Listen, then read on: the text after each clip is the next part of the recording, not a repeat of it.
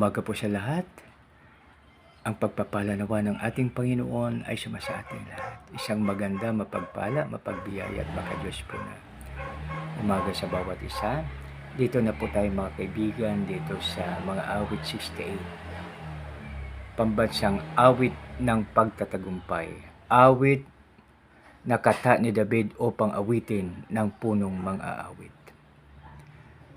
Sa verse 1, magbangon ka o Diyos, kaaway ay pangalatin, at ang mga namumuhi tumakas sa kanyang piling.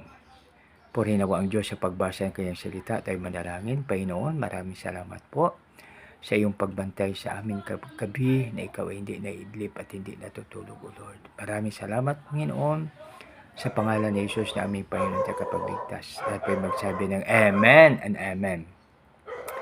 Dito mga kaibigan sa verse 1, magbangon ka o Diyos, kaaway ay pangalatin, at ang mga namumuhi tumakas sa kanyang piling.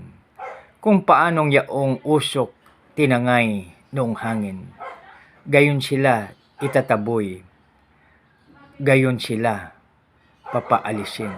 At kung paanong kandila sa apoy ay natutunaw, sa harap ng Panginoon ang masama ay papanahon. Ngunit lahat magagalak, matutuwa ang matuwid. Sa harapan nitong Diyos, galak nila'y di malirip. Ngunit lahat magagalak, matutuwa ang matuwid. Sa harapan nitong Diyos, galak nila'y di malirip. Awitan natin ang Diyos, purihin ang kanyang ngalan, maghanda ng isang landas upang kanyang maraanan. Dito sa 5 po tayo. Ang Diyos na naroon sa tahanan niyang templo, tumingin sa ulilat sanggalang ng mga bao. 6. May tahanan siyang laan sa sinumang nalulungkot. Ang bilanggoy ihango upang siya ay malugod. Samantalang ang tirahan ng suwail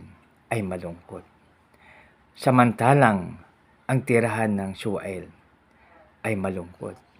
Verse 7, Diyos nang ang iyong malingkod, samahan sa paglakbay, sa pagbagtas sa malawak na lupaing mga ilang.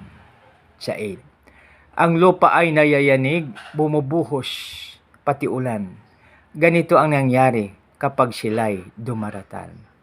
Maging ang bundok ng Sinai, nayayanig din sa pagdating ng dumating na si Yahweh, itong Diyos ng Israel. 9. Dahil sa iyo yaong ulang masagana ay pumatak, lupainong natutuyo ay nanariwa at umunlad. At doon mo pinatira yung iyong malingkod, ang mahirap ilang buhay sa pagpapalay pinuspos. 11. May utos na pinalabas na si Yahweh ang nagbigay. Ang nagdala ng balita ay babaeng karamihan. Ang balitang sinabi nang dahil sa takot, mga hari tukbo, sila'y tumakas sa labanan. Kaya ang mababae na ang nagparti ng samsam. Para silang kalapati, naramtan ng pilak. Parang gintong kumikinang kapag gumalaw yaong pakpak. Bakit mayroong sa kulungan ng tupa na sa sadlak? Mga haring nagsitakas, nagsisapit sa bundok Salmon. Ang yelo ay pumatak. Ang yelo ay pinapatak ni Yahweh sa dakong iyon. O kay laki niyong bundok, yung bundok nitong Basan. Ito'y bundok na kay raming taluktok na tinataglay. Sa taluktok mong mataas, bakit kinukutya, wari? Yung bundok na maliit na ang Diyos ang pumili. Doon siya'y mananahan upang doon mamalagi. Ang kasama'y libu-libong matitibay na sasakyan. Galing Sinai, si Yahweh ay darating. sa dakong banal. At sa dakong matataas, doon siya nagpupunta. Umahon siya roon, mga bihag ang kasama. Kaloob mang magbubuhat sa tauhang nag-aalsa. Tinatanggap ng Panginoon, Yahweh, na doon na tumira. Na doon na tumira. 19. Purihin ang Panginoon, ang Diyos nating nagliligtas. Dinadala araw-araw ang pasanin nating hawak. Ang ating Diyos ay isang Diyos na ang gawa ay magligtas. Si Yahweh ang Panginoon, Panginoon nating lahat. Sambingit ng kamatayay, hinahango tayo agad. Hinahango tayo agad. Mga ulo ng kaaway ay basagin ng Diyos kapag sila ay magpilit sa kanilang gawang buktot. Si Yahweh ang nagsalita, ibalik ko sa iyo, kaaway na nasa basan. Hanguin ko nga sila sa gitna ng karagatan. 23. Upang kayo'y magtampisaw sa dugo ng nabubuhos, sa dugo nilang yaon, pati aso ay ihimod. Mamamasda ng marami ang lakad mong matagumpay, pagpasok ng Diyos kong hari sa madako niyang banal. Sa unahay umaawit, tumutugtog. Sa unahay umaawit, tumutugtog sa hulihan. Sa gitnag tatamburin ang babaeng karamihan. Ang Diyos ay papurihan kung magtipong sama-sama. Buong lahi ng Israel, papurihin ninyo siya. Yung lahi ni Benjamin, maliit may nangunguna, kasunod ng mapuno at pulutong nitong Juda. Mga puno ng Sibulon at Niptali kasunod na. 28. Sila'y iyong ipadama ang taglay mong kalakasan. Ang lakas na ginagamit mo noong kami isang galang. Magmula sa Jerusalem sa iyong tahanang templo, na pati ang mahari dooy maghandog sa iyo. Pagwikaan mo ang hayop, ang mailap na Ehipto. Sabihan ang mabansang parang totoong may bisero. Hanggang sila ay sumuko, maghandog ng pilak sa iyo. Ang lahat ng maibigan sa digma ay ikalat mo.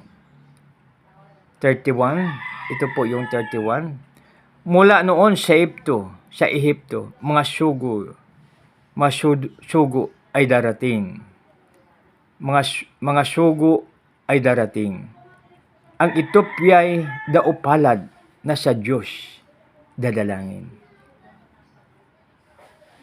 32, ito po tayo sa 32 mga kaibigan.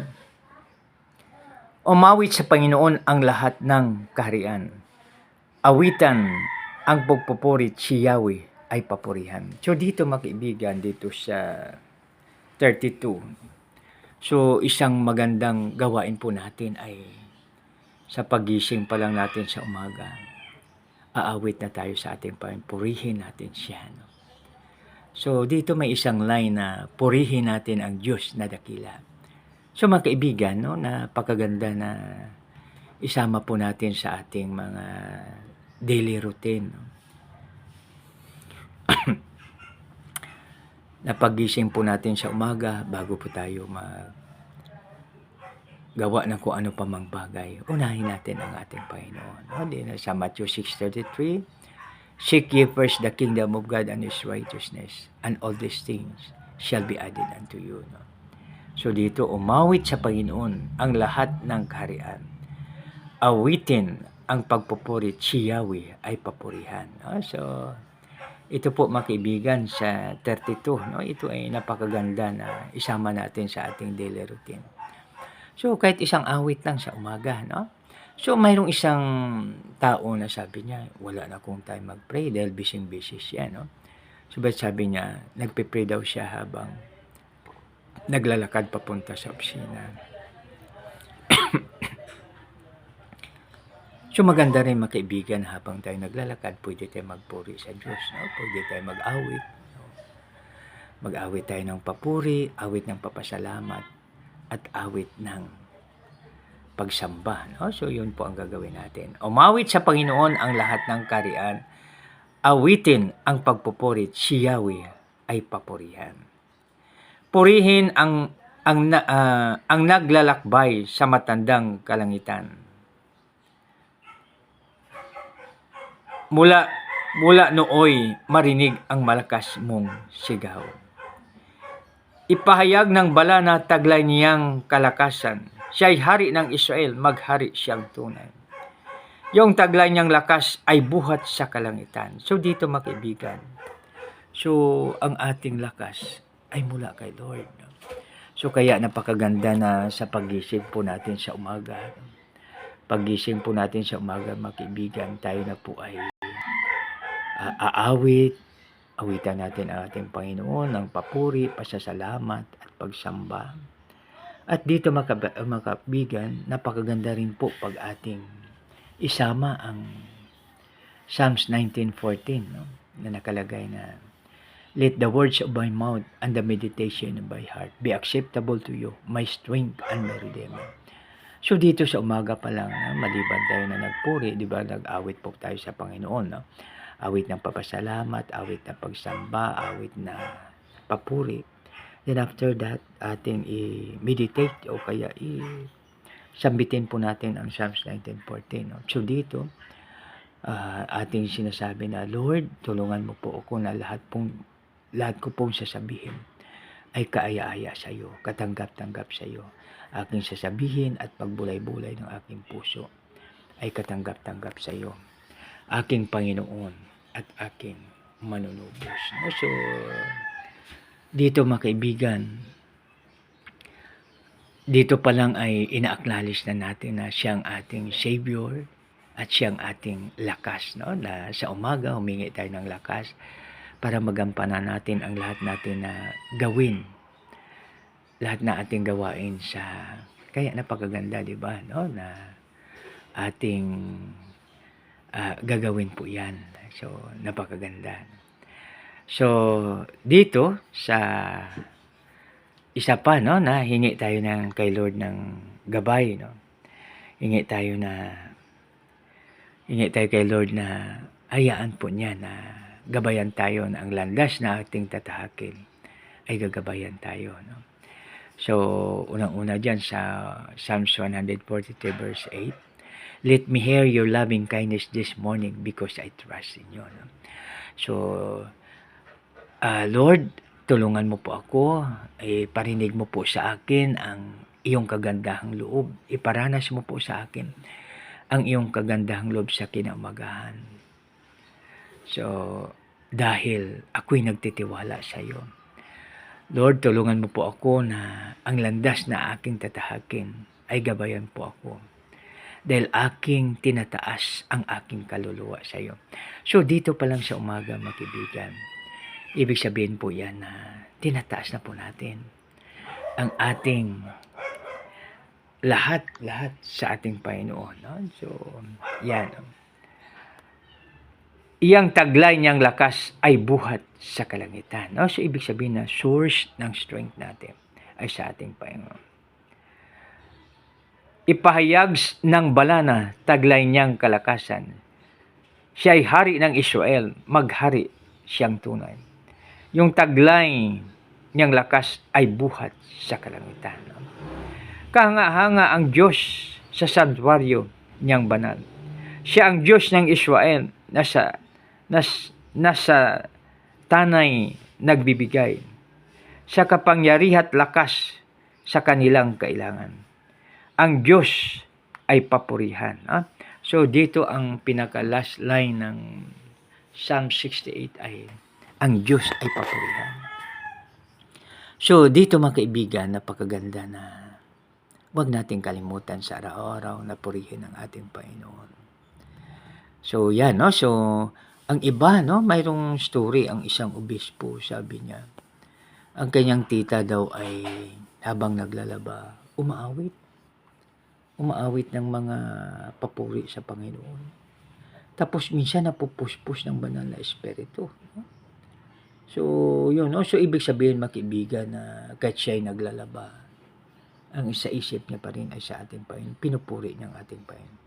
So, ibig sabihin niyan, makibigan, na anywhere we are, ano mang ginagawa natin, pwede po nating purihin ang ating Panginoon. So, yan, napagaganda. Subalit, no? Maganda rin na sa ating tahanan, mayroon tayong place, o kaya halimbawa sa higaan natin, pagising po natin sa umaga, no? Bago po tayo pupunta sa comfort room, no? Bago tayo gumawa ng anumang bagay, bago natin ayusin ang dapat ayusin, no? So, napakaganda na ating bigyan ng papuri ang ating Panginoon. So, sa ngayon, madali na lang, no? So, halimbawa, mayroon tayong Bible reading, o kaya memorize natin yung verse, no? So, mayroon tayong Bible reading, mayroon tayong praise and worship sa umaga, at mayroon tayong prayer, no? So, napakaganda, no? Alalahanin po natin palagi, magkaibigan, na unahin natin ang Diyos sa lahat na ating gagawin. At pag ating uunahin po yan, ay napakaganda, no? So, dahil ang Diyos, pag number 1 siya sa atin, number 1 tayo sa Kanya, no? Kaya, huwag nating kalimutan na ating tungkulin sa ating Panginoon. Tayo na po'y manalangin. Panginoon, maraming salamat po sa iyong salita. Lord, tulungan mo po kami na sa aming pagpupuri sa iyo, ito ay katanggap-tanggap sa iyo. Kaya Lord, gabayan po ang aming pagbulay-bulay ng aming puso. Gabayan po ang aming mga sasabihin upang ito ay katanggap-tanggap sa iyo. At kung katanggap-tanggap sa iyo, Panginoon, ito ay makapagbigay ng pagpapala sa nakakarinig. Lord, gamitin mo po kaming lahat na mag-inspire o kaya sa mga nawalan ng pag-asa, O Lord. Gamitin mo po kami na aming ipahayag iyong salita na ikaw lamang ang aming pag-asa. Lord, gabayan po kami na sa aming pang-araw-araw na buhay, ang papuri sa iyo ay palagi namin gagawin sa araw-araw habang kami ay nabubuhay sa mundong ibabaw. Lord, gabayan po kami at salamat ikaw ang aming gabay at patnubay. At Lord, please use us mightily in your kingdom, O Lord. Use us mightily in your vineyard. Lord, thank you very much. Sa iyo lamang ang kapurihan at kalutahan, O Lord. Sa pangalan ni Jesus, namin pa yung takapagligtas. Lahat pa'y magsabi ng Amen and Amen. God bless us all.